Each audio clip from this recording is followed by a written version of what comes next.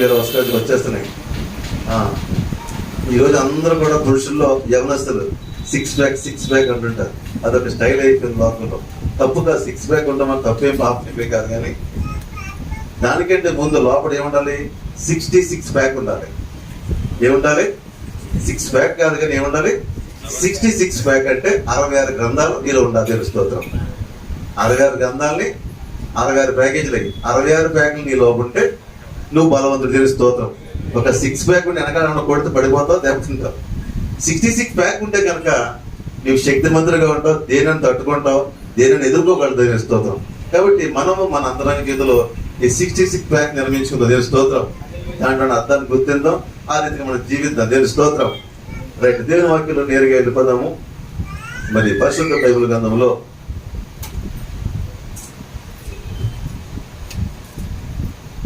కీర్తన గ్రంథము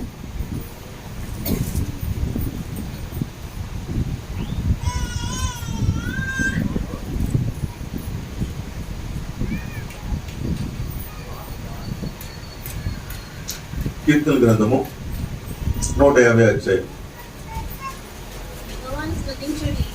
ఆయన పరిశుద్ధ ఆలయమునందు దేవుని స్తుతించుడి. ఆయన బలమును ప్రసిద్ధి చేయు ఆకాశ విశాలమందు ఆయన స్తుతించుడి. ఆయన పరాక్రమ కార్యములను బట్టి ఆయన స్తుతించుడి. ఆయన మహాప్రభావమును బట్టి ఆయన స్తుతించుడి. భూరధ్వనితో ఆయన స్తుతించుడి. స్వర మండలముతోనూ సితారతోనూ ఆయన స్తుతించుడి. సంబులతోనూ నాట్యముతోనూ ఆయన స్తుతించుడి. ప్రతి వాద్యములతోనూ పిల్లన గ్రోవితోనూ ఆయన స్తుతించుడి. మ్రోగు తాళములతో ఆయన స్తుతించుడి. గంభీర ధ్వని గల తాళములతో ఆయన స్తుతించుడి.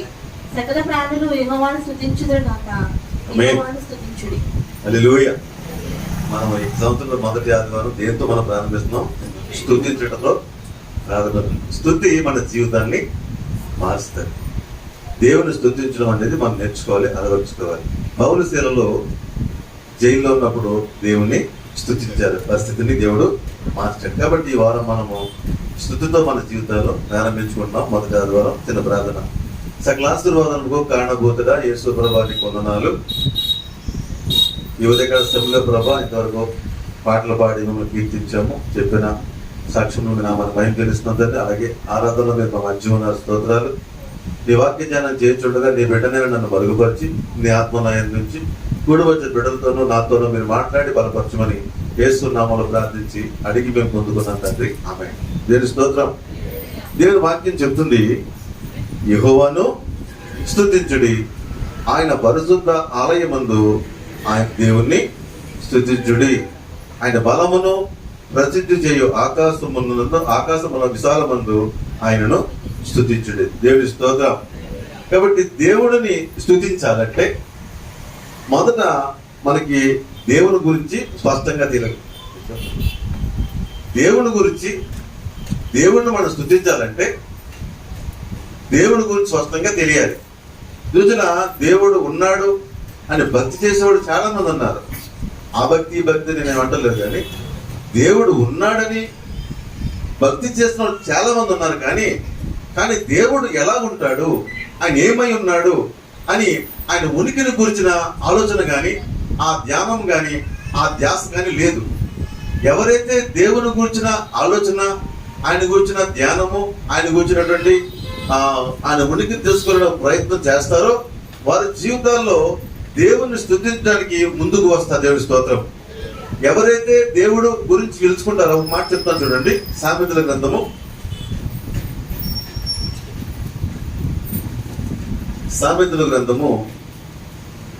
9వ అధ్యాయం.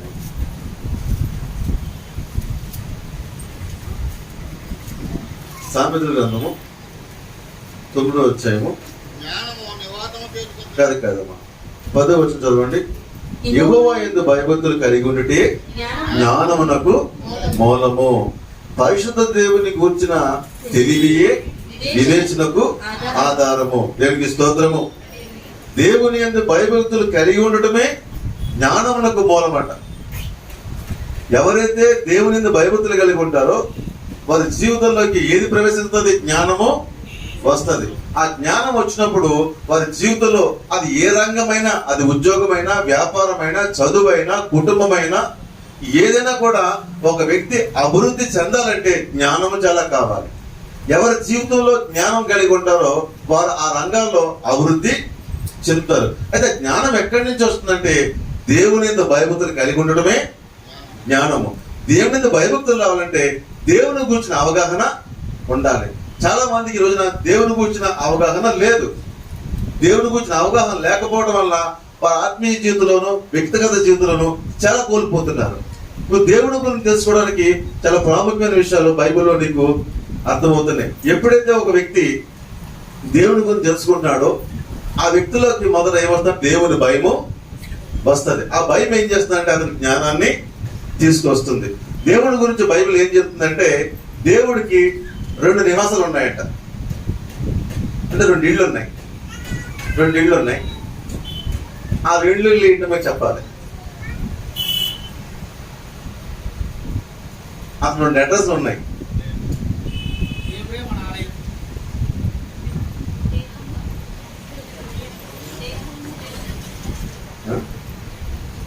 మనమే అది చెప్తారు ఆయన జన్మస్థితి చెప్తారు. మనమే దేవుని ఆలయం. ఓకే, మరి ఇంకోటి ఒకటి చెప్పారు. దేవుడు ఎక్కడుంటాడు అన్నానికి 2 అడ్రస్లు ఉన్నాయి. ఆయనకి 2 అడ్రస్లు ఉన్నాయి. దాస్ గారు వెనకాల చేయొద్దున్నారు. చెప్పండి, అక్కడి నుంచి చెప్పండి, పర్లేదు. 1 పరలోకము, 2 మన హృదయం, మన దేహము. మంచిదే కదండి, చెప్పకూడదు అందరూ కూడా. దేవుడి అడ్రస్ 2. 1 పరలోకము, 2 మన దేహము. దేహమే దేవాలయము, మన హృదయానికి దేవాలయం. అదవుతుందా? మన దేహమే దేవాలయం. అదవుతుందా? 2 అడ్రస్లు. ఈ 2 అడ్రస్ నుంచి కొన్ని విషయాలు మనం సేకరిద్దాం. దేని స్తోత్రం. అసలు దేవుడు గురించిన వెలుగు గురించి భక్తుడైనటువంటి పౌలు గారు చాలా స్పష్టంగా మాట చెప్పారు. చూద్దాం ఒకసారి. ఫిలిప్పీయులకు రాసిన పత్రిక,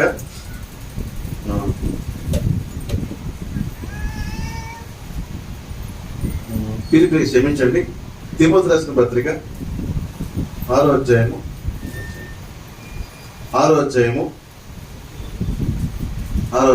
15-16 చదువుతామా? శ్రీమంతుడును అద్వితీయుడునగు సర్వాధిపతి యుక్త కాలములయందు ఆ ప్రత్యక్షతను కనపరచును. ఆ సర్వాధిపతి రాజులకు రాజును ప్రభువులకు ప్రభునై ఉన్నాడు. సమీపించరాని తేజస్సులో ఆయన మాత్రమే వసించుచు అమరత్వము గలవాడై ఉన్నాడు. మనుషుల్లో ఎవడును ఆయనను చూడలేదు, ఎవడును ఆయనని చూడనేరడు. ఆయనకు ఘనతయు శాశ్వత ప్రభావము కలిగి ఉండును గాక. దేవుని స్తోత్రం. ఇప్పుడు దేవుని యొక్క మొదటి అడ్రస్ ఏంటంటే సమీపించరాని తేజస్సు. ఏ మానవుడు కాదు, ఏ దేవదూత కాదు, ఎవ్వరు కూడా ఆయన దగ్గరికి సమీపించలేరు. అది మొదటి అడ్రస్. అది అంత దూరంలో ఉన్న ఆయన 2వ అడ్రస్ ఏంటి? ఎవరైతే పరిశుద్ధంగా జీవిస్తూ ఎవరైతే క్రీస్తు రక్తంలో కడగబడుతున్నారో వారి హృదయాల్లో, వారి దేహంలో ఉంటాడట. 2 ప్లేస్లు. ఈ మొదటి అడ్రస్ లో ఉన్న ఆయన సర్వాంతర్యామి. మీరు గుర్తుపెట్టుకోండి, ఎక్కడో సమీపించడం తేజస్సులో ఉన్నాడు కదా ఆయన. కాబట్టి మనం ఏం చేసినా కూడా చెల్లిపోతుంది, మనం ఏం చేసినా తెలియదు అనుకోకండి. దేవుని గురించి మునికి ఏం చెప్తుందంటే ఆత్మస్వరూపిగా ఉన్న ఆయన సర్వము ఉన్నవాడే. దేవుని స్తోత్రము. వాక్యం చెప్తుంది కీర్తన గ్రంథంలో, నేను లేని చోటు లేదు. ఆకాశంలో నేను ఉన్నాను, భూమి పైన ఉన్నాను, భూమి కింద ఉన్నాను, సముద్రంలో ఉన్నాను, చీకట్లో ఉన్నాను, వెలుగులో ఉన్నాను. నేను లేని స్థలం అంటూ ఏది లేదు. మీరు బాగా గుర్తుపెట్టుకోండి. చాలా మందికి ఈ విషయం తెలియకే దేవుడిని ఎక్కడో పెట్టేశారు ఒక చోట. ఎప్పుడో ఒక వారంలో ఎప్పుడో కలుస్తారు. ఈ రోజంతా కూడా వాళ్ళు చింతలేస్తూ ఉంటారు. గడిచిన 31 రాత్రి మనం చూసాం కదా.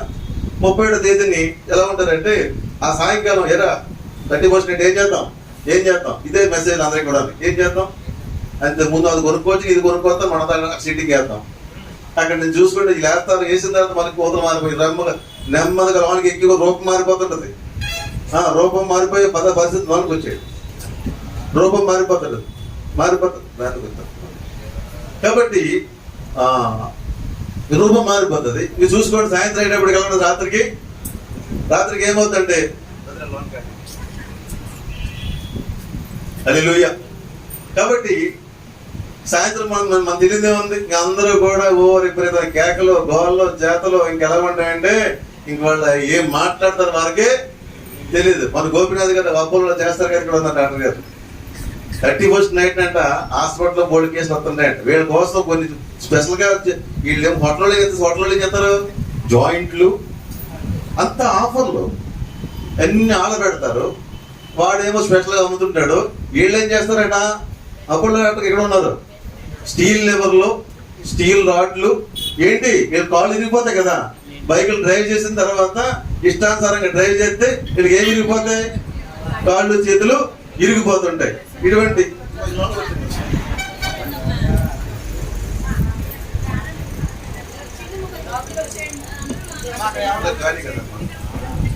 హల్లెలూయా. కాబట్టి హాస్పిటల్లో ఇంకోటి ఏంటంటే చేస్తారట. నాకు మొన్న తెలిసింది, నాకు ఏం చెప్పారు డాక్టర్ గారు, ఏం చెప్పారు, మలానికి వచ్చిందమ్మా. హల్లెలూయా. ఏం రెడీ చేస్తారండి, స్టీల్ రాడ్లు, స్టీల్ ప్లేట్లు, స్పెషల్ టీము. ఎందుకు, మీరు తాగి తందనాలాడి కాళ్ళు దగ్గర కొట్టుకుంటే ఇమీడియట్ గా ఈయనకి. కాబట్టి లోకము ఇలా ఉంది, దేవుని స్తోత్రం. కాబట్టి వీళ్ళు నైట్ అంతా ఇలా తయారవుతారు. వీళ్ళు బొద్దు చూడాలండి, నైట్ అంతా బొద్దు చూస్తే ఎలా ఉంటుంది sir, white and white dress వేసుకుని లేదా ఏదో కలర్ఫుల్ డ్రెస్ వేసేసి ఇంకా చూసుకొని చెవులో ఏదో పెట్టి నెత్తి మీద వేసుకుని భక్తిపరుడు బుద్ధిమంతుడు వెళ్ళిపోతాడు.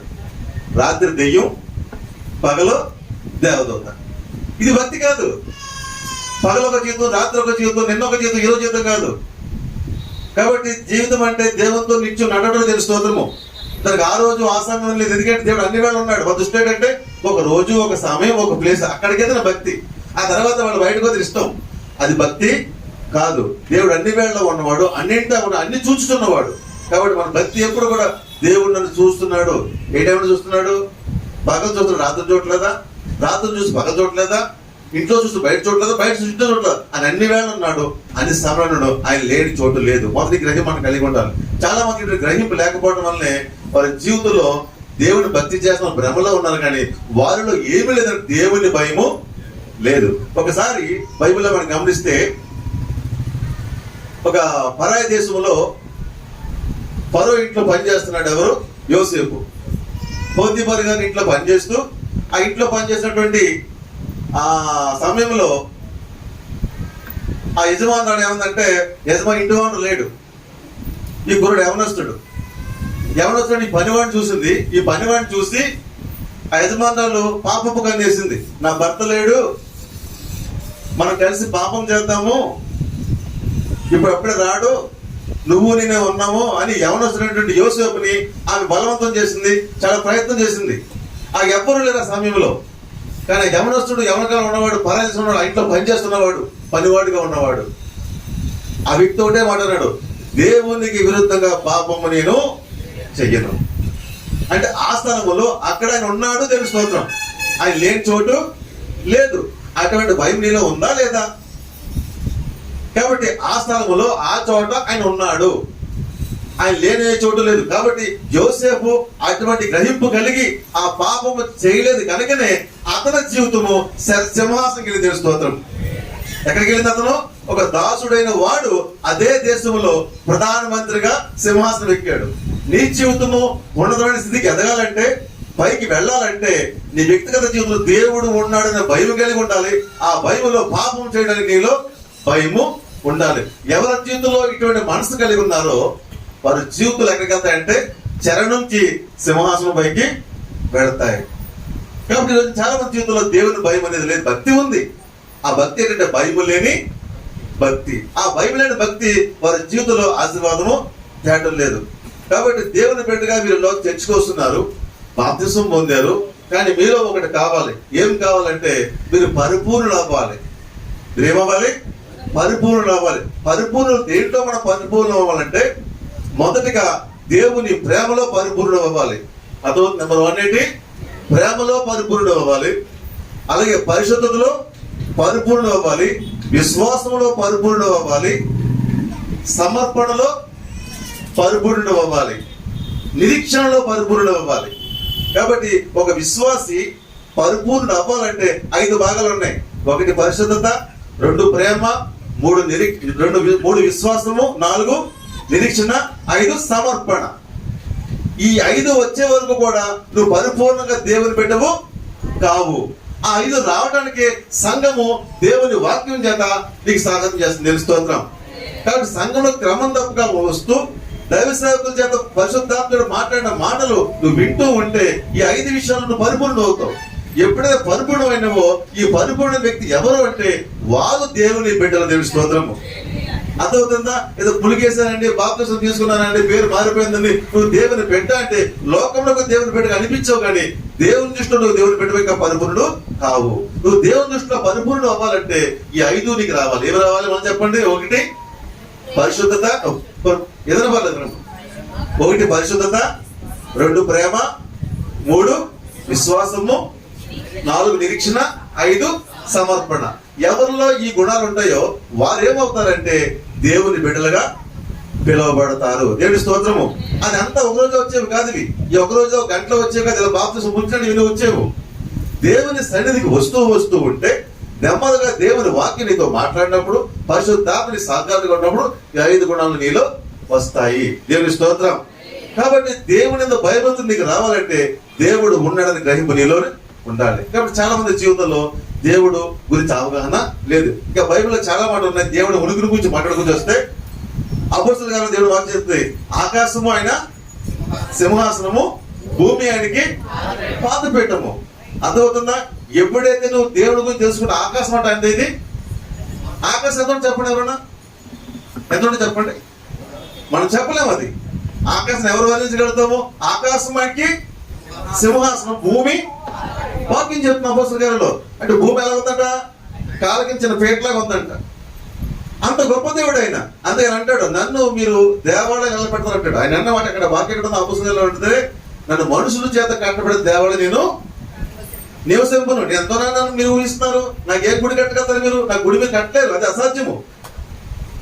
కట్టాలంటే ఏం చేయాలి? ఆకాశం గుడి కట్టాలి. ఆకాశం నువ్వు ఉన్నది భూమి మీద, అని ఎలా ఆకాశం గుడి కడతావు? అది కట్టే పని కట్టలేని పని. అది ఆకాశం నా సింహాసనము, భూమి నాకు పాదపీఠము. ఒక్కసారి దేవుడు అనకూడదు, ఒక ఫుట్బాల్ లాగా ఈ భూమిని తంతే ఈ విశ్వం ఏమీ లేదంతే, అయిపోయినట్టు క్లోజ్. అవునా కదా? అని కృపలో ఉన్నాం మనం అంతా కూడా. కాబట్టి దేవుని విషయంలో భయభక్తులు కలిగి ఉండాలి. దేవుని విషయంలో ఒక జాగ్రత్త కలిగి ఉండాలి. కాబట్టి దేవుడు ఎవడు ఏంటి అని గర్వ మాటలు పలకూడదు. దేవుడి గురించి తెలిసిన వారు ఎవరైనా సరే భయభక్తులు కలిగి మాట్లాడతారు. దేవుడి గురించి తెలియని వాళ్ళే విర్రవిగి మాట్లాడుతుంటారు. ఒకసారి ఐగుప్తు దేశంలో ఫరో అన్నాడు, ఫరో దగ్గర ఇశ్రాయేల్ ప్రజలు బంధించబడిపోయారు చెరసాలలో. వాళ్ళందరూ కూడా చాలా బాధలు పడుతున్నారు, చాలా వెంటనే కనిపిస్తారు.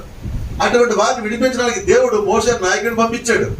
ఆ మోషే ఈ ఫరో దగ్గరికి వెళ్ళాడు. ఫరోతో అంటాడు, ఫరో మరి మా ప్రజలను విడిపించాలని మేము బయటకు తీసుకెళ్ళిపోతున్నాను, దేవుడిని ఆరాధించుకోవాలి, మేము మమ్మల్ని అందరినీ పంపించామంటే ఫరో ఏమని చేస్తా? ఒక మాట చదువుతాం, అందరూ నిర్గమాకాండం తీయండి.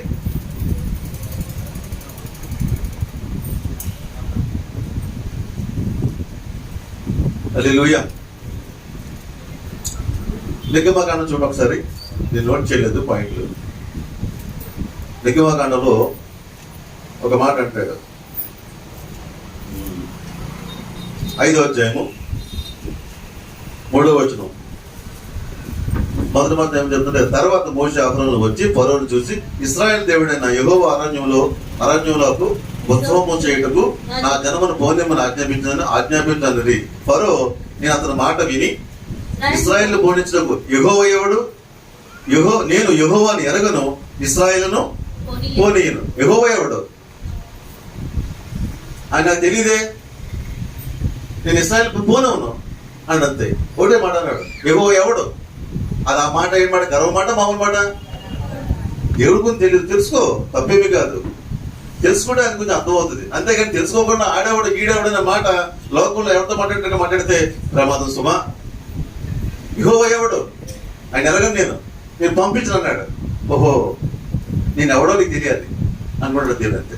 ఏమన్నాడు? నేను ఎవడో నీకు తెలిస్తే పంపుతావు కదా అని. ఏం చేశాడంటే ఒకటి ఒకటి కార్యాలు చేసుకుంటూ వచ్చాడు. మీకు తిరగట్లేదు, అద్భుతాలు చాలా ఉంటాయి. ఒకటి ఒకటి చిన్న ఏ గ్రహింపు రావాలి కదా. లాస్ట్ పంపనే అన్నాడు. కఠినమైపోతున్నాడు దేవుడి పట్ల. కఠినమైపోతున్న రోజు ఏం చేయడానికి దేవుడు రేపు పంపిస్తాడు. అతను మోసే అన్నాడు, కఠినపరుస్తున్నాడు కదా, రేపు పంపుతున్నాడు, ఒక కార్యం చేయబోతున్నాను. వాడు ఖచ్చితంగా నమస్కారం పెట్టి మేము పంపిస్తారు. ఉట్టి నమస్కారం కూడా కాదు, మా అందరికి కూడా కొంచెం కొంచెం బంగారం ఇచ్చి బాబు మీరు గౌరవంగా వెళ్ళిపోతారా అని వాడంటాడు అని దేవుడు చెప్పాడు. ఏం చేసిన కార్యము? రేపు చూడు, ప్రతి ఇంట్లో కూడా ఇశ్రాయేల్ పరో కుటుంబంలో ఐగుప్తు ప్రజలు ప్రతి ఇంట్లో కూడా మొదటగా పుట్టిన కుమారుడు చనిపోతాడు. ప్రతి ఇంట్లో కూడా మొదటగా పుట్టిన కుమారుడు చనిపోతాడు. రాజు మొదలుకొని సైనికుడి వరకు, ప్రజల వరకు మొదట బిడ్డ మనుషుల్లోనూ పశువుల్లోనూ పక్షుల్లోనూ తొలిచూలుగా పుట్టిన బిడ్డ రేపు ఉదయానికి అంత చచ్చిపోయి ఉంటారు. చూడమన్నాడు అంతే. ఎవరితో చెప్పాడు? మోషేకి చెప్పాడు దేవుడు. అంతే, అదే మాట చెప్పాడు దేవుడు. ఏ మోస చెప్తే చూద్దాంలే అన్నాడు. చూద్దాంలే అంతే. ఆ మరుసటి చూస్తే ఏముందిస్తా ఐగుప్తు దేశం గోల గోల గోల. ఎవరికి బాధ ఉంటుందండి? ఎవరు పుట్టిన బిడ్డ వాళ్ళకి ఎక్కువ కదా. వెంటనే తొలిచూలు బిడ్డ పోగానే దేశమంతా ఒకటే గోల. దానికి ఒకటే జవాబిచ్చారు, మన ఫరో దేవుడిని వ్యతిరేకించి వారిని బంధించి ఉంచాడు, వారిని పంపితేనే కానీ మనకి బాధ పోదనుకున్నారు. వెంటనే దేశం అంతా ఒకటి అయిపోయింది. అందరూ కూడా నమస్కారం పెట్టారు. ఎవరికి? ఇశ్రాయేలు మీద, బాబు అయ్యా అర్జెంటుగా మా దేశంలోంచి గౌరవంగా వెళ్ళిపోండి. వెళ్తున్నందుకు మీకు మా చెవుల్లో ఈ ముక్కుల్లో ఈ మెడలో బంగారం ఇచ్చి పంపించారు. దేవుడి స్తోత్రం. మొదటే పంపి బాధ ఉంటుంది కదా. మొదట వినండి. చాలా మందికి దేవుడి గురించి చెప్తే వినరు. వాళ్ళు నాకు దెబ్బలు తగలాలి, మరణం వరకు రావాలి, అప్పుడు దేవుడు ఎవరో తెలుస్తుంది. అంతవరకు అవసరమా చెప్పండి? కృప ఉంటే అక్కడ రావద్దు, కృప లేకపోతే ప్రాణమే పోవచ్చు. అర్థమవుతుందా? ఇదే పరిస్థితి పౌలుకు వచ్చింది. సౌలుగా ఈయన ఎవరు? అపోస్తులు గారు చూసినట్టయితే ఈ సౌలు ఏం చేశాడంటే యేసులో ప్రకటిస్తుంటే యేసులో రావడం, ఆయన మీరు ప్రకటించడం ఏంటి, ఆయనతో మా పని ఏంటి అని ఒక గర్వంతో మాట్లాడాడు. కానీ అతనిలో ఒక చిన్న మంచి ఎక్కడ ఉంది. నిర్దాక్షంగా యేసులో ప్రకటించి చంపేశారంతే. ఆ చంపేసినానికి ఈయన మళ్ళీ కాపలాదారుడును, ఈయనేమో సాక్షిని. ఎందుకంటే దేవుడు యేసులో ప్రకటించిన వాళ్ళు చంపేస్తుంటే వారు బట్టలు ఇప్పేసి కాళ్ళ ముందు పెట్టి కొట్టండి రాని సెలవిచ్చాడు. కొట్టండి అంటే రాజు కొట్టేవారు చచ్చిపోయేవాడు. ఆ చచ్చిపోతున్నప్పుడు స్టెఫెన్ వ్యక్తి అన్నాడు, తండ్రి వీరు ఏమించండి, వీరు ఎరుగురు కనుక వీరిని క్షమించమన్నాడు. అతని మాటే సౌలుని కాపాడింది. దేవుడి స్తోత్రము. ఆ రోజు స్టెఫెన్ రాళ్ళు వేసి కొడుతుంటే చచ్చిపోతున్న వాడు ఏమని చేస్తా, తండ్రి వీరేమి చేయడం, వీరు ఎరుగురు కనుక దయతో వీరిని క్షమించు. దేవుడి స్తోత్రము. ఒక పరిశుద్ధుడు దేవుని బిడ్డ నీ పట్ల ఒక క్షమాపణ కోరుకుంటున్నాడు. అతను క్షమించిన ఆయన అతను ఏం చేయొద్దు ప్రభు అడుగుతున్నాడు కాబట్టి బాగున్నావు. అర్థమవుతుందా? నేను పోయిన రాత్రి ముందు చెప్పాను, 31st నైట్ ఏం చెప్పాను, రోడ్డు మీద చాలా మంది తాగుతూ తిరుగుతూ ఉంటారు, అల్లరి చేస్తారు, మీరు ఇంటికి వెళ్ళినప్పుడు గోల చేస్తారు, మిమ్మల్ని ఇబ్బంది కూడా పెడతారు.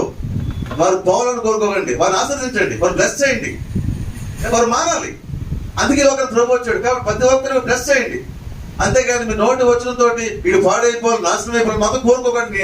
మరి చెప్పి పంపించారు. ఎందుకంటే మనం ఆశ్రయించడానికి లోపల ఉన్నాం. ఆ రోజు స్టెఫెన్ అదే పని చేశాడు. స్టెఫెన్ ఏం చేశాడంటే, తండ్రి మీరు ఏమి చేసి మీరు ఎదురు వీరిని ఆ క్షమాపణ సౌలు జీవితాన్ని కాపాడింది. దేవుడి స్తోత్రం. అర్థమవుతుందా? కాబట్టి మన జీవితంలో ఎంతమంది భక్తులు క్షమాపణ ఉన్నాయి. నా జీవితం కూడా అంతే. ఒక ఇంట్లో అత్తుకున్నప్పుడు ఆ ఇంటి వాళ్ళు తిరగబడ్డా నేను వేసుకుని వాళ్ళు ప్రార్థన చేసుకుంటారు, మేము అందరం చేస్తున్నాము. అలా చేస్తుంటే ఆమె కోపంగా మాట్లాడింది, ఇల్లు సినిమా హాల్గా మార్చారు బాబు అంటే ఇంట్లోకి వెళ్ళి కత్తీసాను. కత్తీసి ఎక్కువగా మాట్లాడితే గొంతుకో చేతికి అత్యంత అద్దుపుచ్చుకో, అంతకంటే ఎక్కువ మాట్లాడుతున్నాను నేను. ఆ రోజు యేసు ప్రభు తెలియదు నాకు. ఆవిడ ఒకటే మాట ఉంది, బాబు ఇంట్లో ప్రార్థన చేసుకున్నాం, ఈ గోలేంటి, ఈ అడవడేంటి, ఆ గుంచె బాగలేదా అన్నప్పుడు ఇంట్లో లోపలికి వెళ్ళి ఒక కత్తి తెచ్చాను. తెచ్చి అత్యంతం అద్దుపుచ్చుకో, ఎక్కువ మాట్లాడితే గొంతుకో చేతికిస్తానన్నాను. అలాంటి మూర్ఖత్వం జీవితం అది. అయితే ఇంట్లోకి వెళ్ళిన తర్వాత తీసిన తర్వాత ఆవిడ ఏం చెప్పినేస్తా, తర్వాత మారు మనసు జైల్లో నుంచి బయటకు వచ్చిన తర్వాత అదేమన్నా ఆవిడ ఇంటికి ఆవిడ ఏం చెప్పినేస్తా, బాబు నువ్వు మారాలని అనేక రాత్రులు ప్రార్థన చేశానని తెలుస్తూ ఉంటావు. కాబట్టి నువ్వు ఎవరు హింసిస్తున్నావో, ఎవరు బాధ పెడతావో వారి నీ కోసం ప్రార్థన చేస్తున్నారు కాబట్టి నువ్వు క్షేమంగా ఉన్నావు. కాబట్టి నువ్వు ఏదో బాగున్నావు అంటే నీ గొప్పతనం కాదు, నీ బలం, నీ శక్తి కాదు. ఎంతో మంది ప్రేమ, ఎంతో మంది ప్రార్థన నిన్ను కాపాడుతుంది. తెలుసుకోండి. కాబట్టి ఆ రోజున స్టెఫెన్ చనిపోతే ఏమన్నాడంటే, తండ్రి మీరు ఏమి చేత వెరుగుగా విని క్షమించమనగా సౌలు రక్షించు. ఆ రోజు సౌలుకి పరిచయం వేసిన దేవుడు ఏం చేసిన, ఈ సౌలు మామూలుగా మారేవాడు కాదని. ఒక రోజు సౌలు చంపడానికి వెళ్తుంటే ఆ ఆకాశం నుంచి ఒక ఏం చేసేస్తా అలా దిగటమాట. మామూలుగా దిగిన యేసుప్రభు ఎంతంటే ఆయన కడుచు పైకి ఎత్తలేకపోతున్నాడు.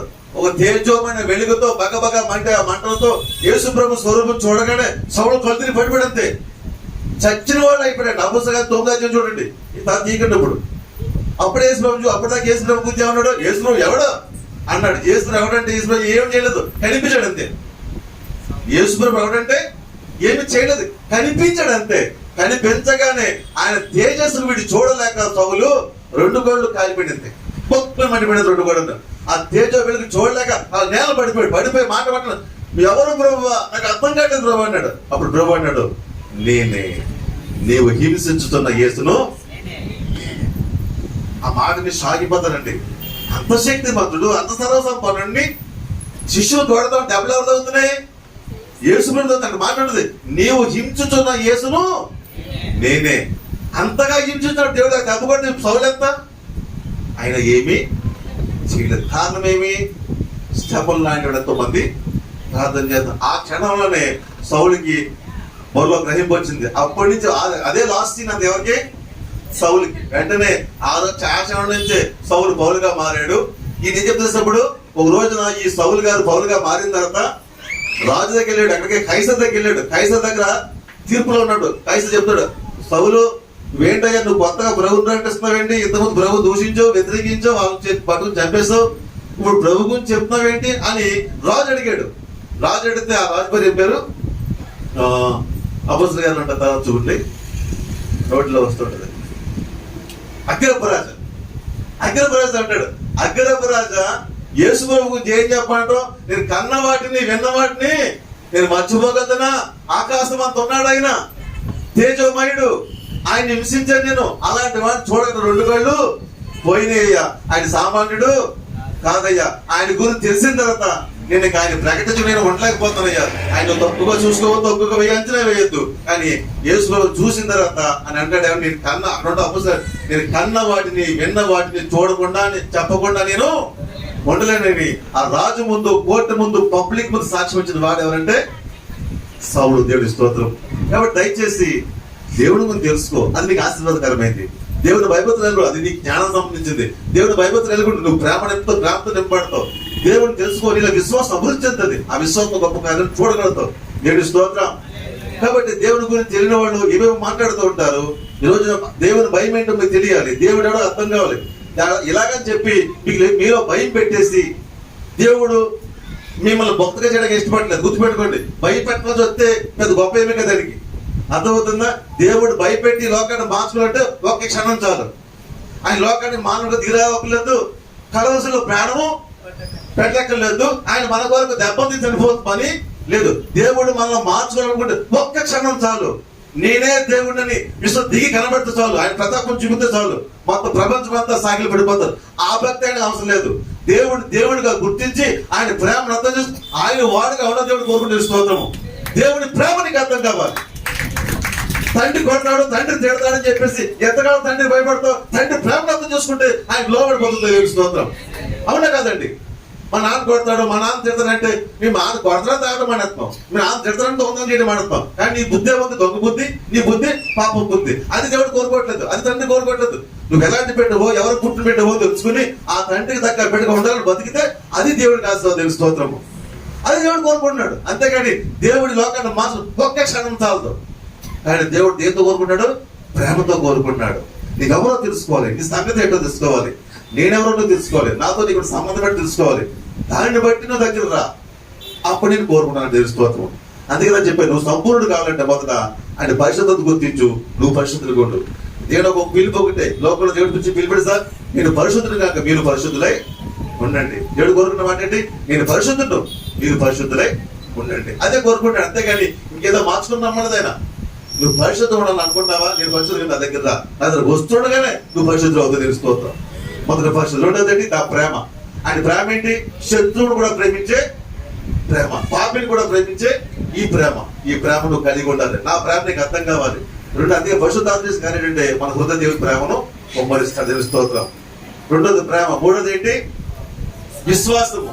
విశ్వాసం లేకుండా దేవుడి గారిని చూడలేవు. ఈరోజు చాలా మందికి దేవుడు గారు తెలుస్తేనే కదా, తెలిస్తే విశ్వసిస్తాం. అందుకే మన జీవితంలో చాలా కార్యాలు మనం విశ్వసించలేకపోతున్నాము, మనం పొందుకోలేకపోతున్నాం. అది ఆదిపోయిన స్వస్థత కావచ్చు, అది లోపల ఆశీర్వాదం కావచ్చు, ఇంకా మరి ఏదైనా కావచ్చు. విశ్వాసం లేకుండా ఎవడు కూడా ఏది పొందుకోలేం కదా. కాబట్టి జీవితంలో ఒక అద్భుతం జరగాలన్నా, ఒక మేలు జరగాలన్నా, ఒక కార్యం నీకేం కావాలి? విశ్వాసము. విశ్వాసం కావాలంటే ఆయన చేయగలడు అని నమ్ముకుని కావాలి కదా. ఇప్పుడు భార్య అవుతున్న అబ్రహాము అన్నాడండి, ఆయన భార్య శారా ఉంది. కానీ దేవుడు ఎవరు ప్రత్యక్షమయ్యాడు? అబ్రహాం ప్రత్యక్షమయ్యాడు. అబ్రహాంతో దేవుడు మాట్లాడాడు. అందుకే అబ్రహాం రోజు అంటాడు, అబ్రహామా నీకు నేను సంతానం ఇస్తాను అన్నాడు దేవుడు. అప్పుడు వయసు ఎంత? అబ్రహాంకి 90 ఏళ్ళు, శారా వయసు 80 ఏళ్ళు. అయితే ఆ తర్వాత అప్పుడు అబ్రహాం అంటాడు, అలాగే ప్రభు ఏం మార్పడ. శారా ఏముంది? శారా ఏముందంటే, నేను స్త్రీధనము ఉడిగిన దాన్ని, వృద్ధురాలను, నాకు బిడ్డలు పుట్టడం ఉంది. శారదే మాట ఏమందంటే, నీ స్త్రీధనము కోల్పోయింది. ఎందుకంటే స్త్రీలకు ఒక క్రమం ఉంటుంది, ఒక టైం ఉంటుంది. ఆ టైం దాటిపోయింది. ఆ వయసు 80 ఇప్పుడు. ఆ టైంలో పిల్లలు పుట్టిన సంగతి సైంటిఫిక్ రిలేటెడ్ ఉంది. సైంటిఫిక్ రిలేటెడ్ అడుగుతుంది, సైంటిఫిక్ గా మాట్లాడుతుంది. నాకు పిల్లలు పుట్ట అసాధ్యం కదా, అది దేవుడి తెలుదా అంటుంది. అబ్రహాం ఏమన్నాడు? మారు మాట్లాడలేదు. అంటే అబ్రహాం దేవుడి గురించి తెలుసు, శారా దేవుడి గురించి పరిపూర్ణంగా తెలియదు. కానీ ఎలా పుడతారంతే. అప్పుడు దేవుడు ఏమన్నాడు? అవునవును, ఈ పాయింట్ మర్చిపోయినట్టు నేను. ఎస్, నిజమే, ఈ పాయింట్ మర్చిపోయినట్టు నేను. వీడికి ఆల్రెడీ సీతమ్మ ఆగిపో అన్నాడా? సర్వశక్తుడే నాకు అసాధ్యమని ఏదైనా కలదా? ఆయన ఎవరైనా సర్వశక్తి కలిగిన దేవుడు. అది తెలుసుకోవాలి. దీనిలో విశ్వాసం ఎలా వస్తుంది? అదో నీకు విశ్వాసం కలగాలంటే ఆయన సర్వశక్తి సంగతి తెలియాలి. ఆయన ఏమైనా చేయగలుగుతాడు దేవుడు. స్తోత్రము. నాది అదే విశ్వాసం. నీ కిడ్నీ బాగలేదా? నువ్వు విశ్వాసంతో ఉంటూ దేవుడు కొత్త కిడ్నీ పెడతాడు దేవుడు. స్తోత్రం. నీ గుండె బాగలేదా? దేవుడు కొత్త గుండె పెడతాడు దేవుడు. స్తోత్రం. నీ లక్ష బాగలేదు, కొత్త లక్ష పెడతాడు దేవుడు. స్తోత్రము. అందుకోసం నేను లోకం రాడదు, కానీ ఆయన సర్వశక్తి రుజువు చేయడానికి వచ్చే దేవుడు. స్తోత్రం. అర్థమవుతుందా మీకు? ఆయన సర్వశక్తి మంత్రైన దేవుడు. ఆ మాట అంటే సారథి, సర్వశక్తి అయిన నాకు అసాధ్యమైంది ఏదన్నా కదా అన్నాడు. అది ఎప్పుడు సర్వశక్తి నీకు తెలిస్తేనే అర్థమవుతుంది. అవును, ఓకే బరువా. ఎందుకంటే అబ్రహాం గారిని చూసి శారాని ఏమీ అనలేదు. మళ్ళీ ఏమంటాడు? శారా నవ్వనేలా అన్నాడు. స్తోత్రం. ఆయన అన్నట్టుగానే కరెక్ట్ గా వచ్చే తర్వాత ఏమైంది? అబ్రహాం 100, శారా 90 ఏళ్ళ వయసులో దేవుడు ఏం చెప్పి అక్కడి కుమారుని ఇచ్చాడు. దేవుడి స్తోత్రము. కాబట్టి మనం విశ్వసించే కార్యాలు చూడగలుగుతాం. చాలా మంది జీవితాల్లో అలా చెప్తారులేండి, అలా చెప్తారు అంతే అని చాలా మంది వాళ్ళు అక్కడే ఉండిపోతారు అంతే. ఈ దేవుడిది చేయగలడు అని ఎవరు నమ్ముతారో వారి జీవితాల కార్యాలు చూడగలుగుతారు. దేవుడి స్తోత్రం. అదే విశ్వాసము. నువ్వు పరిపూర్ణుడు కావాలంటే నీలో విశ్వాసం అభివృద్ధి చెందాలి. దేవుడి స్తోత్రం. ఎప్పుడైతే విశ్వాసము వినుడు వలన, ఆయన గురించి ధ్యానం చేయడం వలన, ఆయన గురించి మనం తెలుసుకోవడం బట్టే కదా. తెలుసుకోకుండా ఇంట్లో కూర్చుని ఏదో ఆ టైంకి వచ్చి కాల్ చేసి పోతానంటే ఎప్పుడు పరిపూర్ణుడు అవుతావు? ఎప్పుడు ఆయన భాగ్యం అనిపించగలుగుతావు? మనం ప్రారంభించిన మాట, ఆయన శ్రీమంతుడు. ఆయన ఎవరైనా ఆ శ్రీమంతుడు కొడుకునే ఉంటావు. దేవుడి స్తోత్రము. ఆ శ్రీమంతుడు కొడుకు ఏమవుతాడు? శ్రీమంతుడే కదా. Very good. చెప్పబడదని కూడా తెలుస్తాను. ఏలే గారు వాళ్ళు ఎక్తారు నాకు, ఏలే గారు అలా అందరూ వస్తామని. శ్రీమంతుడు కొడుకు ఎవరండి? నేను మాట చెప్పండి, నేను శ్రీమంతుడు. దేవుడి స్తోత్రం. మీరు మీరు హల్లెలూయా. మీరు మరి దేని గురించి ఎంత? నాకే కానీ చూసుకుంటే దేవుడి స్తోత్రం. ఎప్పుడు ఏది కానీ చూసుకుంటున్నాడు దేవుడి స్తోత్రం. నా ఆధారం ఆయన పైన, నా ఆలోచన ఆయన పైన, నా విశ్వాసము ఆయన పైన. ఎందుకంటే నేను శ్రీమంతుడు కనుక నేను అనుకునేవి కాదు. దేవుడి స్తోత్రము. కాబట్టి ఆయన గురించి తెలుసుకోకపోతే నీ జీవితము కిందకే ఉంటుంది. దేవుడి స్తోత్రము. నీకు తెలుసుకోకపోతే ఏమవుతుంది? ఎప్పటికప్పుడు ఈరోజు కాదు అడుగుడిని జీవిస్తావు. మాకేముందండి, ఎవరిని ఇస్తే తింటామండి, ఏం చేయకపోతే ఈయన బతుకు పేద బతుకి. అర్థమవుతుందా? ఆ బ్రతుకు మార్చుకోవాలి మనం. అన్ని ఉన్నా కూడా అక్కడ పంచి పెడతానంటే నాకు పెట్టిన వెళ్ళిపోతుంది. రోషం కూడా నేను దేవుని పెట్టిన దేవుడి నిలబడ దేవుడి స్తోత్రం. అదో ఏ విషయం సరే నువ్వు అంత త్వరగా డౌన్ అయిపోకూడదు. దేవుని పెట్టవు, ఆయన దగ్గర వస్తుంది దేవుడి స్తోత్రం.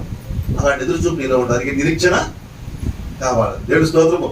ఎప్పుడైతే మనం దేవుడు చేసుకోగలుగుతామో మళ్ళీ ఏమవుతుంది? పరిశుద్ధత, ప్రేమ, విశ్వాసము, నిరీక్షణ. అర్థమైందా? అబ్రహాం తోటి శారాతో దేవుడు 90-80లో మాట్లాడాడు. 10 ఏళ్ళు ఆగారు.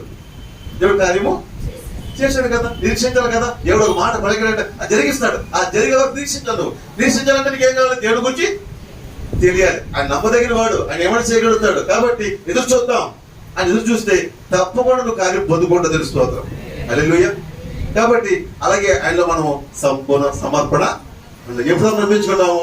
నువ్వు ఆయనగా తెలుసుకున్నప్పుడే ఆయనకు నీ జీవితాన్ని సమర్పించుకుంటావు. దేవుని స్తోత్రం. కాబట్టి మన జీవితంలో దేవుని తెలుసుకోకుండానే మన ఇష్టధారంగా నోటుకు వచ్చిన మాటలు మాట్లాడడం మంచిది కాదు. ఒక రోజున బైబిల్లో ఇంకో వ్యక్తిని పరిచయం చేస్తాను. ఆయన ఎవరంటే, ఆయన అలాగే దేవుడి గురించి చాలా తక్కువగా మాట్లాడాడు. యెషయా దిగిండు ఒకసారి.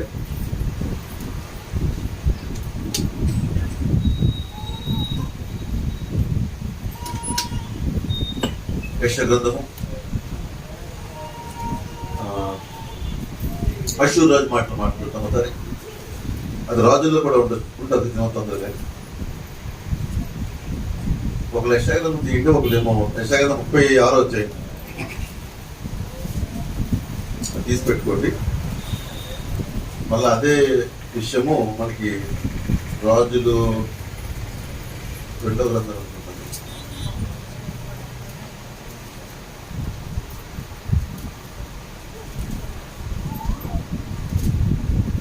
రాజుల గ్రంథం అంటే నేను ఆల్రెడీ తీసాను. యెషయా గ్రంథం రాజులు యెషయా 10 కదా, 36 యెషయా 36 వచ్చింది తీసానికి. అనేది ఇదే సబ్జెక్ట్ మళ్ళీ మనకి రాజుల్లో కనబడుతుంది. అంటే అక్కడెక్కడ కూడా కొంచెం స్ట్రాంగ్గా ఉంటే మాటలు అన్నమాట. ఆ వృత్తాంతం వినేయండి. నేను మన సమయం తక్కువగా చెప్పేస్తున్నాను. ఒక రోజున యోధా దేశం మీదకి శత్రుగా దండెత్తి వచ్చాడు. ఆయన పేరు ఎవరంటే అషూర్ రాజు. ఒక సమయంలో ఈ ప్రపంచంలో అషూర్ సామ్రాజ్యం అతి విస్తారమైన సామ్రాజ్యం. అది పెట్టావా?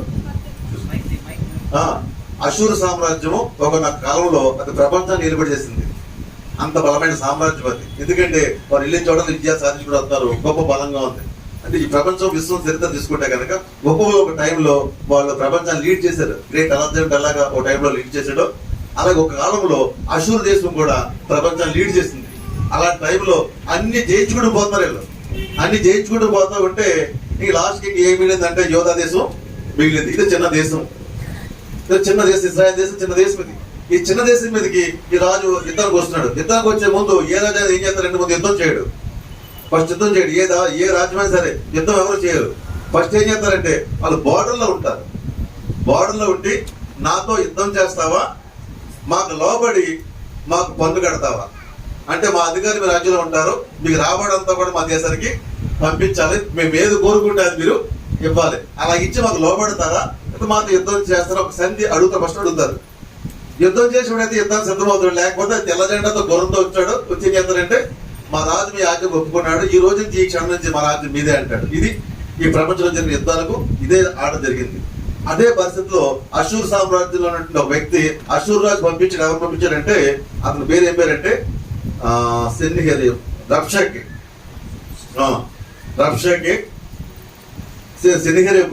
ఇది ఏం చేశాడంటే యుద్ధానికి వచ్చాడు. వచ్చిన తర్వాత ఈ దేశం రాజు ఎవరు? హిజ్కియా. ఆ టైంలో యోధా రాజ్యాన్ని పరిపాలించిన ఎవరు? హిజ్కియా దైవభక్తి కలిగిన వాడు, దేవుని ఆధారపడ్డవాడు. ఆధారపడి ఈయన అంటాడు, ఇలాంటి వాళ్ళకి మనం చెడవలసిన అవసరం లేదు.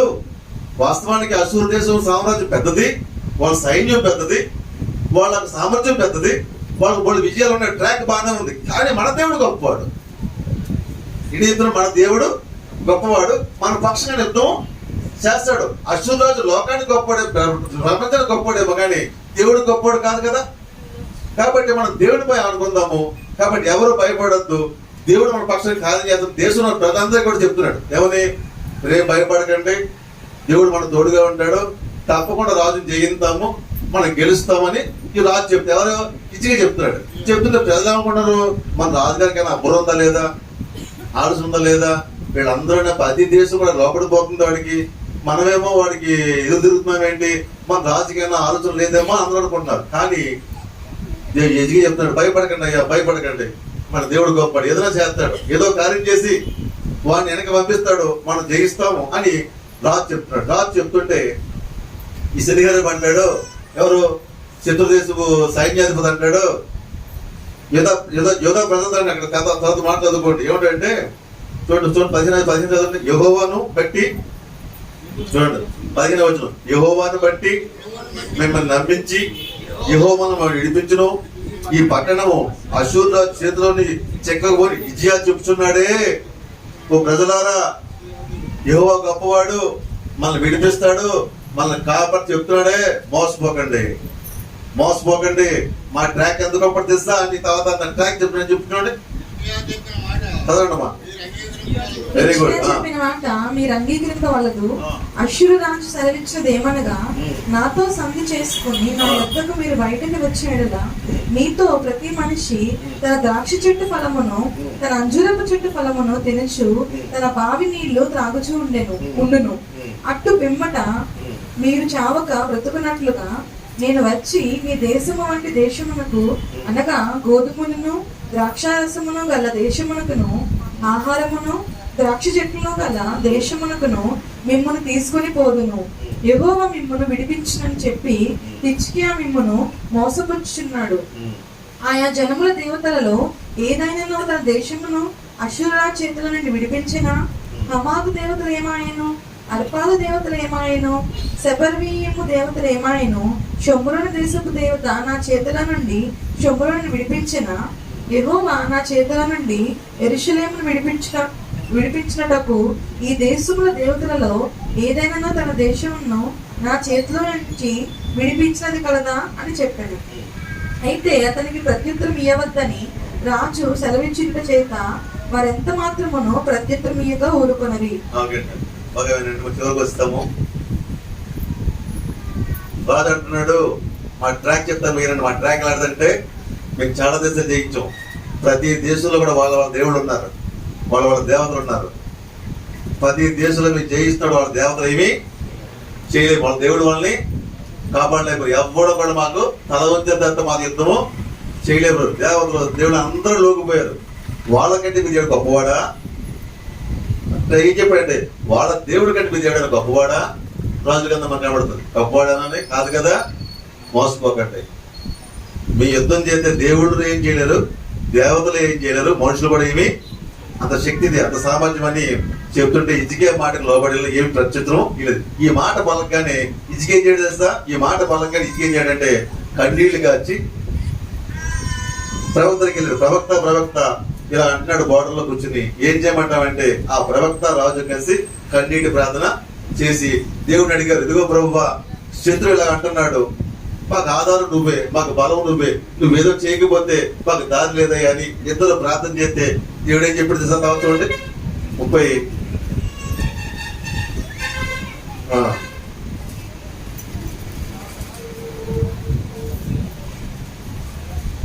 37 చూడండి. అషూర్ యెషయా వారితో ఇట్లనెను, మీ యజమానునికి ఈ మాట తెలియచేయడి, యెహోవా సెలవిచ్చినది ఏమనగా, అష్షూరు రాజు సేవకులు నన్ను దూషింపగా నీవు వినిన మాటలకు భయపడవద్దు. అతనిలో ఒక ఆత్మను నేను పుట్టింతును, వదంతి విని తన దేశములకు వెళ్ళిపోవును. అతని దేశమందు ఖడ్గము చేత అతన్ని కూలచేయుదును. ఇప్పుడు ఏం ప్రార్థన చేశారు? ఏం చేయమంటారు దేవన్ అంటే ఒకటే చెప్పాడు, మీరు ఏం భయపడద్దు అయ్యా, ఏం భయపడదు. ఒక ఇంచు కూడా మీరు భయపడవసరము లేదు. నేనేం చేస్తానంటే ఎవరైతే మిమ్మల్ని భయపెడుతున్నారో అక్కడ నేను ఆత్మను పంపిస్తానన్నాడు. అద్భుతం ఏం జరిగిందంటే వాళ్ళలోనే దేవుని ఆత్మ దిగి వచ్చి వాళ్ళే పొడి చేసుకున్నారు. చుట్టూ బోర్డర్ అంతా కాసేవారు సైన్యం. బోర్డర్ అంతా కాసేసి యుద్ధం చేస్తున్న టైంలో దేవుని ఆత్మ దిగి వచ్చిందంట. దిగి వచ్చి వాళ్ళకి వాళ్ళు శత్రువులు అయిపోయారు. వచ్చిన సైన్యం ఒకరికి పొడి చేసుకుంటారు. ఇక్కడ వాళ్ళ గతంతో వాళ్ళే పొడుచుకుని వాళ్ళు కూలిపోతారు అందరూ కూడా.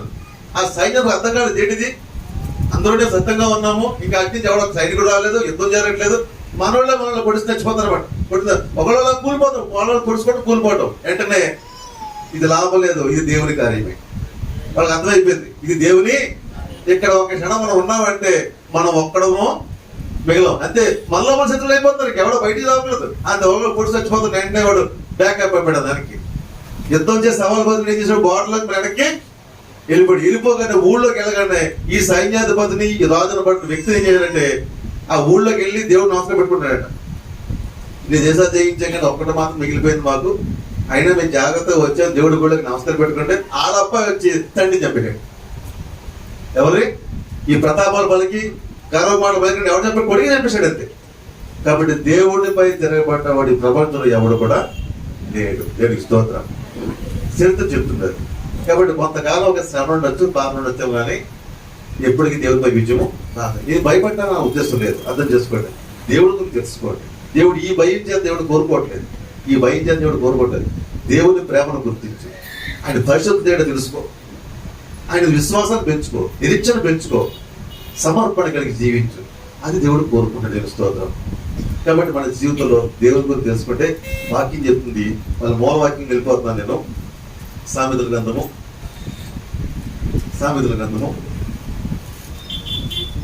చివరి మాటలు మీ జీవితంలో నోట్ చేసుకోండి.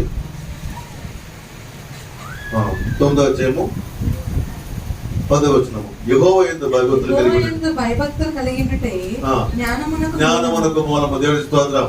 ఎప్పుడైతే దేవుని భయం కలిగి ఉంటావో నీకు జ్ఞానం వస్తుంది. నేను మెకానిక్ గా నేను వర్క్ చేశాను. ఎక్కడ ట్రైనింగ్ పొందుకోలేదు. నాకు ట్రైనింగ్ అనేది లేదు. ఈ మెకానిక్ ఫీల్డ్ లో మన రమేష్ గారు తెలుసు, కొత్త కొత్త మోడల్స్ అప్పుడు కూడా దిగిపోతుంటాయి. టెక్నాలజీ మారిపోతుంటది. మానవ శరీరం ఒకే టెక్నాలజీ, కానీ బైక్స్ అలా ఉండవు. ఎప్పటికప్పుడు న్యూ టెక్నాలజీ వచ్చేస్తుంది. ఎప్పుడు న్యూ టెక్నాలజీ వచ్చినా సరే మనం ఏం చేయాలంటే ఆ కంపెనీ వాడికి చేస్తే, షోరూమ్ వాడికి చేస్తే వాళ్ళు తీసుకుని ట్రైనింగ్ ఇస్తారు. వారం 10 రోజులు ట్రైనింగ్ ఇచ్చి ఈ పార్ట్ ఇలా చెప్పాలి, దీన్ని ఇలా చేయాలి, దీని టూల్స్ ఇవి అని చెప్తా ఉంటారు. ఎవరు ఆ తయారు చేసిన టూర్ తీసుకుని తయారు కదా. బయట వాడు అలా ఉంటుంది కదా. నేను బయట మెకానిక్ని, మాకు అలా ఉండేది కాదు. కానీ కొత్త వెహికల్ రాగానే నేను ఇంట్లో పోయేవాడిని. ఎప్పుడో అంతవేది కాదు, ఎందుకంటే కొన్ని ఎప్పుడో తెలియదు. ఇప్పితే కొడితే ఇరిగిపోతా అనుకో, లాక్కుందో మాకు అర్థం కాదు. అలాంటి టైంలో నాకు అర్థం కాని పరిస్థితుల్లో తిన్నగా రాగానే ఇంట్లోకి వెళ్ళి మోకాలు వేసి ప్రేయర్ చేసి, ప్రభువా అది నాకు ఇప్పడం రాదు, కానీ వర్క్షాప్ బండి వచ్చింది, ఇది నేను చేయలేను అని చెప్పలేను. నువ్వు జ్ఞానం ఇచ్చేవాడు అని చెప్పావు కదా, నాకు జ్ఞానం కావాలి, నాకు జ్ఞానము కావాలి అని ఆయన మోకాలు వేసి ప్రార్థన చేసి మళ్ళా ఇంటికాడి నుంచి వెళ్ళి చెట్లోకి వెళ్ళి అది ఇప్పివ్వండి. ఎలా ఇప్పాలో దేవుడు జ్ఞానం ఇచ్చాడు. తెలుస్తుంది. చెప్పలు కూడా చెప్పండి. జ్ఞాన సంపన్నుడు ఆయన. దేవుడి స్తోత్రము. ఈ ప్రపంచంలో ఏది కనిపెట్టినా ఆయన ఇచ్చే జ్ఞానంతో కనిపెడితే మనిషి సొంత జ్ఞానం అంటే ఏది కూడా లేదు. దేవుడి స్తోత్రము. మానవ నిర్మాణమే ఆయన జ్ఞానం కదా. ఇలాంటి అనుభవాలు బోల్డ్ మా చేతిలో ఉన్నాయి. దేవుడి స్తోత్రము. అదే దేవుడు భయపడు జ్ఞానం. అప్పుడు నీ జ్ఞానం ఏం చేస్తుంది? నీ వృత్తిలో నేను పైకి అనుకోకుండా కాకినాడలో షార్ట్ టైంలో నేను ఒక స్పెషలిస్ట్ గా మారిపోయాను. స్పెషలిస్ట్ అందరికీ కూడా నాకు మా ఇంటి ముందు బోల్డ్ ఖాతాలు ఉండి ఎలా స్పెషలిస్ట్ అయ్యాను? నాలో ఏమి లేదు. దేవుని అంత భయమే ఆ జ్ఞానం ఇచ్చింది. జ్ఞానమే నేను ఒక స్పెషలిస్ట్ గా మార్చింది. అది ఏ వృత్తి అయినా, ఏ ఉద్యోగం అయినా నువ్వు దేవుడి కింద భయభక్తి కలిగి ఉండు, దాంట్లో రాణ్యంతో సక్సెస్ఫుల్ అవుతావు. దేవుడి స్తోత్రము. ఇది దేవుని వాక్యం నేర్పిస్తుంది. ఆ రీతిగా నన్ను దేవుడు బలపరిచాడు. దేవుడు భయభక్తి కలిగి ఉంటే నీకు ఎన్నో అర్థమవుతాయి. చివరికి ఒకే ఒక మాట చెప్తున్నాను. పరిశుద్ధ దేవుని గురించిన తెలివియే వివేచనకు ఆధారం. పరిశుద్ధ దేవుని గురించి తెలివియే వివేచనకు ఆధారం. ఇక్కడ ఆగా మనం అన్ని చాలా మంది దేవుడు అంటారు, కానీ ఆ దేవుడు పరిశుద్ధుడా కాడా తెలుసుకోలేదు. పరిశుద్ధ దేవుని గురించి తెలివియే ఏం చెప్తుంది? వివేచనకు ఆధారం. కాబట్టి ఈ లోకంలో తెలివి ఉంది. చాలా మంది తెలివి ఉంటారు. అదేం తెలివి అంటే మోసం చేసే తెలివి, అక్రమం చేసే తెలివి. ఒకరోజు నా సువర్ణపురం దొంగలు చాలా భయంకరంగా వాళ్ళు దొంగతనాలు చేస్తారు. వాళ్ళు ఎలా చేస్తారో కూడా అర్థం కాదు. అంత తెలివితేటలు చేస్తారు. వాళ్ళకి అంత తెలివి వాళ్ళకి ఉంది. అప్పుడు ఆ టైంలో డ్యూటీలో ఉన్న ఒక సీఏ గారు అన్నట్ట, అరే మీరు ఎలా చేస్తారో మాకు అర్థం కావట్లేదు దొంగతనము, మాకే అర్థం కావట్లేదు మీరు దొంగతనాలు చేస్తారు అంటే, లేదు సార్ మేము మానేసాము, మేము ప్రభుని నమ్ముకున్నాము, ఇప్పుడు ఆ పని చేయట్లేదు, ఆ దొంగతనానికి మాకు సంబంధం లేదు అని మీరు చెప్తారంట. లేదు లేదు మీరు చేస్తారు, మీకు ఆ తెలివితేటలు ఉన్నాయి, అది ఎలా చేస్తారు మీరు చెప్పండి అని అడిగాడట సీఏ గారు. అడిగితే ఏం చెప్పాడంట, సార్ మేము ఆ తెలివితేటలు మాకు ఉన్నాయండి, మేము చేస్తామండి అన్నాడు. అది ఎలా చేస్తారు మీరు అంటే, మేము చేస్తామండి అంటే నాకు చెప్పాలన్నారు. చెప్పడం కాదంటే ఓ పని చేస్తాం మేము, మీరు ఏమనుకోడు అన్నాడు. ఏమనుకోని చెప్పండి. మీరు ఇండియా వచ్చారు కదా, మీ భార్య ఏ చీర కట్టుకుని చెప్పండి. అదేంట్రా ఇంట్లో మా భార్య చూడదు అలా చెప్పాం కదా సార్, మీ భార్య ఏ చీర కట్టు చెప్పండి, రంగు చెప్పండి అన్నాడట. కొంచెం వెనక డ్రీమ్ మా ఆవిడ పచ్చరి కట్టుకుంది అన్నట. సార్ మీ ఆవిడ పచ్చరి కట్టుకుంది, డ్యూటీకి వచ్చి నైట్ డ్యూటీ.